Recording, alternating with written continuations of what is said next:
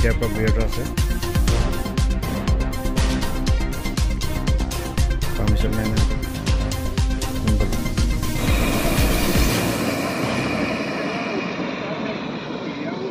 আমাৰ মাকুমৰ পৰা আধা কিলোমিটাৰ নিলগত বেতজান ৰোডৰ কাষতেই ইয়াত অইলৰ পাইপ ফাটি আজি এই তেল ওলাইছিলে আৰু ইয়াত তেল ওলোৱাত ৰাইজে ইয়াত শংকিত হৈছিলে যেহেতু যথেষ্ট তেল ওলাইছে চাৰিওদিশে তেল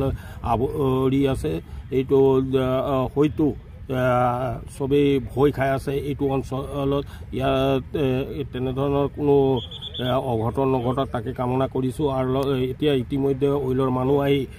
বন্ধ কৰাৰ ব্যৱস্থা কৰিছে আৰু এতিয়া অলৰেডি বন্ধ হৈছে বুলি আমি দেখিছোঁ নিশ্চয় নিশ্চয় যি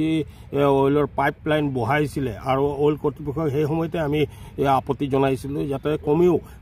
পাইপ লাইনটো 5 ফুটৰ তলত বহোৱাৰ ব্যৱস্থা কৰিব লাগে কিন্তু সেই সময়ত কোনো ধৰণৰ গুৰুত্ব নিদিয়াকৈ যিসকল কণ্ট্ৰেক্টাৰ ইয়াত কাম কৰিছিলে তেখেতসকলে 1 ফুটৰ তলতেই এই পাইপডাল লৈ যোৱাৰ কাৰণে আজি এনেধৰণৰ ঘটনা ঘটিব পালে আৰু যথেষ্ট এনেকুৱা